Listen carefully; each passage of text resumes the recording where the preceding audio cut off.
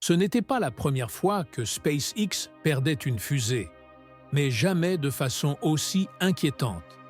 Un Falcon 9, transportant des instruments secrets, se lance dans une mission audacieuse pour réaliser l'impensable: intercepter un visiteur interstellaire. La cible, baptisée 3I Atlas, était une comète colossale venue d'une autre étoile. Tout se déroulait comme prévu jusqu'à ce qu'à son approche, les capteurs enregistrent une explosion d'énergie inexpliquée, une anomalie magnétique qu'aucune théorie ne pouvait expliquer. Peu après, silence absolu. Officiellement, la mission a échoué. Officieusement, elle a laissé un dernier paquet de données inquiétants avant de disparaître, devenant une légende parmi les coureurs de Cap Canaveral. L'appel du Pathfinder 4.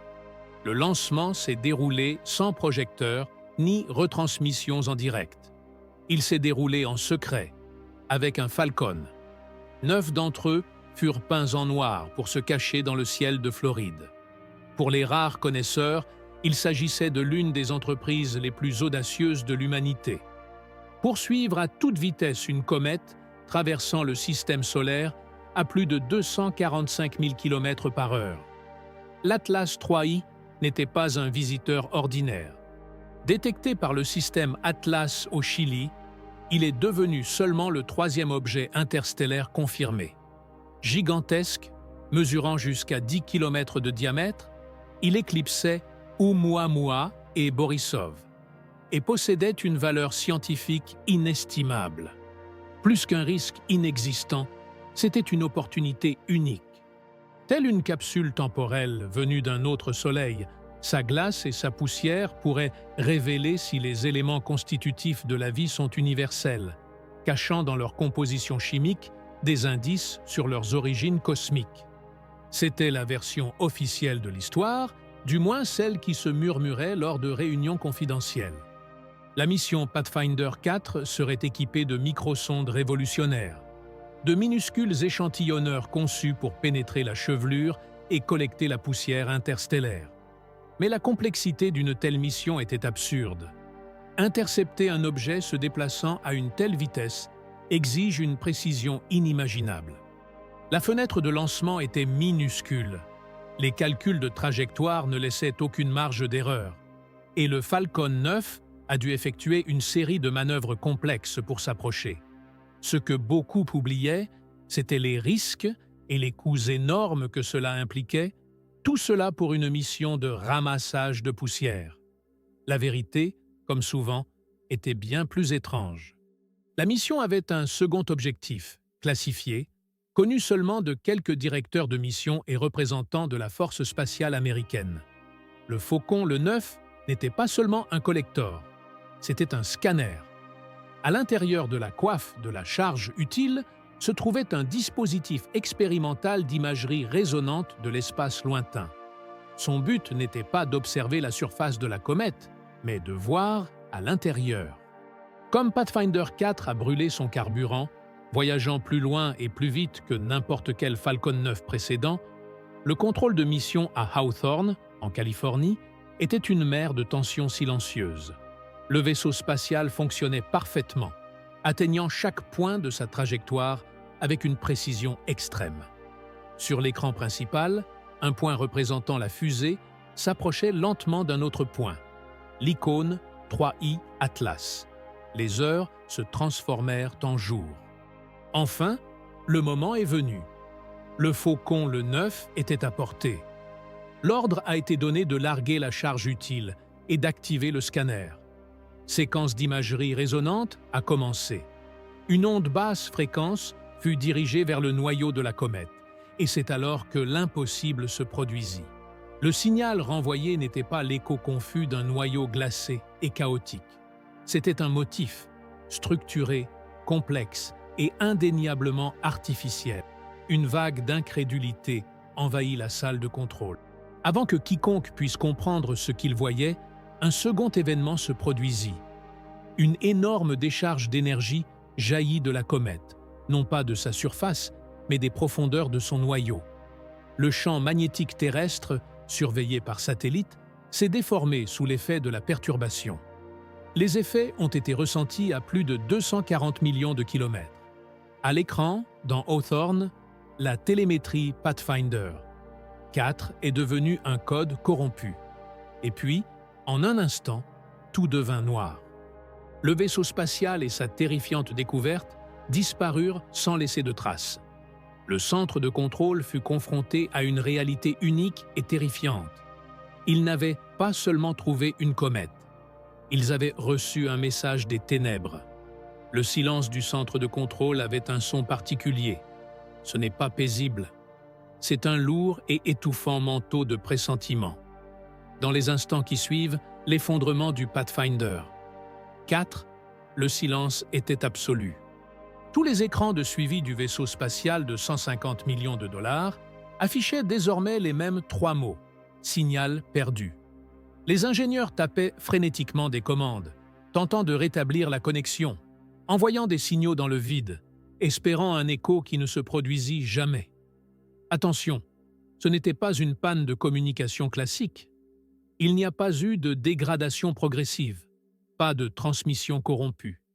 C'était comme si le Faucon 9 avait tout simplement été effacé de l'existence. Ce que personne ne dit à propos des missions spatiales lointaines, c'est que chaque composant est redondant. Il existe de multiples systèmes de communication, des sources d'alimentation de secours et des systèmes de sécurité pour les systèmes de sécurité. Que tout soit silencieux simultanément est, pour le moins, impossible en conditions normales. Ce n'était pas un problème, c'était une intervention. La surtension qui a précédé la panne en était la preuve. Détectée par plusieurs satellites, cette onde colossale d'énergie électromagnétique, jamais enregistrée auparavant, n'était pas un phénomène naturel, comme une tempête solaire. Elle était localisée, ciblée, et sa signature correspondait à la fréquence du scanner résonnant activé par le Faucon. Tsefni 9. C'était une réponse. Dans les heures qui suivirent, une nouvelle forme de terreur commença à émerger. La mission ne fut pas seulement un échec, c'était une provocation catastrophique. Avait-il réveillé quelque chose? L'humanité, dans sa quête de connaissances, avait-elle réveillé un nid de frelons de la taille d'un système solaire? Les données recueillies quelques instants avant la panne d'électricité devinrent l'information la plus analysée de la planète. Le signal structuré provenant du noyau de la comète fut répété d'innombrables fois. Ce n'était pas un langage, du moins pas au sens propre du terme, mais c'était indéniablement intelligent. Il contenait des structures mathématiques complexes, des nombres premiers et des progressions géométriques inexistantes dans la nature. C'était un signal qui disait « Nous sommes là et nous vous voyons ». Ce que beaucoup ont négligé dans la panique initiale, c'est un dernier paquet de données qui a réussi à se faufiler à travers le chaos. Plus petit qu'un kilo-octet d'informations, un fragment corrompu de l'image résonante. Une équipe spécialisée a travaillé sans relâche pour le reconstituer. Lorsqu'ils y parvinrent, l'image qui apparut sur l'écran était plus terrifiante que le signal lui-même. Ce n'était pas l'image d'un noyau rocheux et glacé. À l'intérieur de la comète de 10 km de diamètre se trouvait un objet métallique parfaitement symétrique.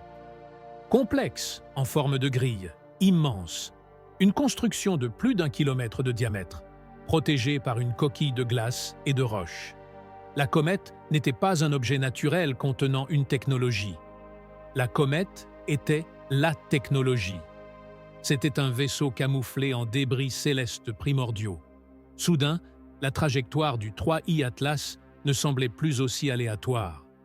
Son passage à travers notre système solaire, auparavant perçu comme une coïncidence, semblait désormais délibéré. Était-ce une sonde? Un explorateur? Une graine? Nombreux sont ceux qui rêvent d'un premier contact, mais personne n'imaginait que cela se passerait ainsi. Un visiteur silencieux, une seule réaction violente, puis un silence encore plus terrifiant. L'écho dans le vide était le message, le Pathfinder. La réponse était 4. L'espèce humaine venait d'annoncer sa présence sur la scène interstellaire, non pas par un « bonjour » amical, mais en activant le système de défense d'un vaisseau d'origine et de puissance inconnue. La question n'était plus « sommes-nous seuls ?», mais plutôt « qui nous poursuit maintenant ?» L'humanité est mise à l'épreuve. La révélation que le 3I Atlas n'était pas une comète, mais un vaisseau spatial occulté a tout changé. L'incident a été entièrement enfoui sous le plus grand secret, mais ses implications étaient trop importantes pour être contenues. Pour ceux qui regardaient la scène et se demandaient si une telle chose pouvait se produire du jour au lendemain, la vérité est que les signes étaient toujours là. Nous ne les cherchions pas. Voyez-vous, la trajectoire de l'Atlas, cartographiée rétroactivement, coïncidait avec certaines anomalies historiques. Des textes anciens de civilisations comme les Mayas et les Égyptiens décrivent des étoiles errantes qui apparaissaient dans le ciel à une vitesse et avec une intention surnaturelle, des objets défiant le mouvement prévisible des planètes. Ces histoires anciennes fascinent beaucoup de gens, mais elles sont souvent considérées comme des mythes. Ce que beaucoup ignorent, en revanche, ce sont les données concrètes. Disque céleste de Nebra, un artefact de l'âge du bronze découvert en Allemagne. Pendant des années, les astronomes se sont interrogés sur un amas d'étoiles, représenté à cet endroit, qui ne correspondait à aucune constellation connue. Mais lorsque le 3I Atlas a projeté sa trajectoire 3600 ans dans le passé, il est passé exactement à cet endroit du ciel. Coïncidence ou témoignage d'un passage antérieur, laissé par nos ancêtres? Ces sondes se livreraient-elles à une surveillance à long terme de notre planète, une observation silencieuse qui dure depuis des millénaires? Le plus impressionnant est l'ampleur d'une telle opération. Une civilisation capable de construire une sonde de près de 10 km de diamètre, de la déguiser en comète et de l'envoyer à des distances incompréhensibles entre les étoiles, opère à un niveau technologique qui, à nos yeux, est indiscernable de la magie. Comparer notre technologie à la leur, c'est comme comparer un canoë sculpté à la main à un sous-marin nucléaire. Un vaisseau effleure la surface, propulsé par la force brute. L'autre navigue silencieusement, à travers une dimension que le constructeur du canoë ne peut même pas imaginer. Le système de défense de la sonde a éliminé la fusée la plus avancée de l'humanité comme une mouche. Aucune arme visible, juste une impulsion d'énergie pure. Le moins que l'on puisse dire, c'est que nous sommes complètement hors de notre portée. Ce n'était pas un premier contact. C'était comme si un microbe prenait soudain conscience du scientifique qu'il observait au microscope. La mission Falcon. Le 9 n'était pas un acte d'exploitation, mais un acte d'arrogance suprême. Nous avons attaqué un objet que nous ne comprenions pas et en avons payé le prix immédiatement. La dernière question, la plus simple et la plus terre-à-terre, est « Quel était le but de la sonde ?» Les optimistes pensent qu'il s'agissait d'une sonde passive, d'une bibliothèque d'informations, et que son système de défense n'était qu'une réponse automatisée aux analyses agressives qu'elle subissait. Mais les apparences sont trompeuses. Une possibilité plus sombre est que ces sondes ne soient pas de simples observatrices, mais des gardes-frontières. Certains théoriciens suggèrent qu'ils font partie d'un réseau de sentinelles, conçu pour surveiller les civilisations technologiques émergentes. Ils observent le moment clé, celui où une espèce acquiert la capacité de détruire sa propre planète et commence à explorer le cosmos. Et lorsqu'une civilisation comme la nôtre franchit ce seuil, lorsque nous commençons à quitter le puits gravitationnel de la Terre pour explorer le système solaire, nous déclenchons une alarme. La disparition de Pathfinder. Il ne s'agissait peut-être pas d'une attaque, mais d'un test, d'un avertissement. Cette théorie suggère que l'univers n'est pas vide, mais en quarantaine. Les sentinelles seraient là pour s'assurer que les jeunes espèces agressives comme la nôtre ne transportent pas leurs conflits jusqu'aux étoiles. Le message d'Atlas était peut-être simple. Nous vous voyons. Restez où vous êtes. Vous n'êtes pas encore prêts. Ce que personne ne dit habituellement, c'est que notre compréhension de l'univers est peut-être fondamentalement erronée. Nous investissons des millions de dollars dans le SETI, la recherche d'intelligence extraterrestre, en pointant des radiotélescopes vers le ciel, attendant des transmissions. Nous supposons que d'autres civilisations suivront une voie similaire à la nôtre, mais une intelligence véritablement avancée pourrait ne pas être bruyante. Peut-être serait-elle silencieuse, patiente, invisible, se cachant à la vue de tous comme d'inoffensifs débris cosmiques. Avons-nous manqué des détails cruciaux? Chaque comète, chaque astéroïde, pourrait-il être un cheval de Troie? Le mystère du 3e Atlas nous force à affronter cette possibilité inquiétante. Nous scrutions le ciel à la recherche d'un murmure, tandis que, juste à côté, un géant endormi nous observait. La mission du Faucon. Le centre de contrôle de mission a été terrifié car il a confirmé que nous n'étions pas seuls. Mais il a également clairement indiqué que nous étions des enfants jouant avec le feu cosmique et que nous venions d'être envoyés en détention. L'histoire de 3i Atlas n'est pas terminée. Elle ne fait que commencer. Nous avons tendu la main et touché quelque chose du vide, et le vide nous a regardés. Était-ce juste un avertissement ponctuel? Ou le début de quelque chose de bien plus grand? Dites-le nous dans les commentaires. Et si vous souhaitez explorer davantage de mystères du cosmos, n'oubliez pas d'aimer et de vous abonner.